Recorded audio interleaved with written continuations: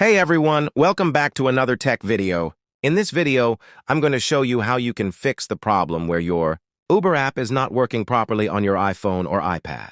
So how can you resolve that issue? Simply go to the settings of your iPhone and make sure that you have a strong Wi-Fi connection. Also, ensure that your VPN is not connected. If it is, just disconnect it. After that, go to the General section. Then tap on Software Update and update your iPhone or iPad to the latest iOS version. Next, go to iPhone Storage, tap on it, and scroll down to find the Uber app. Keep scrolling slowly until you see the Uber app listed. Once you find it, tap on it to view the app options.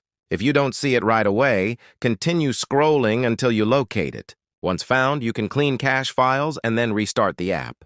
That's it for this video. Make sure to like and subscribe for more videos. Thanks for watching, and I will see you soon.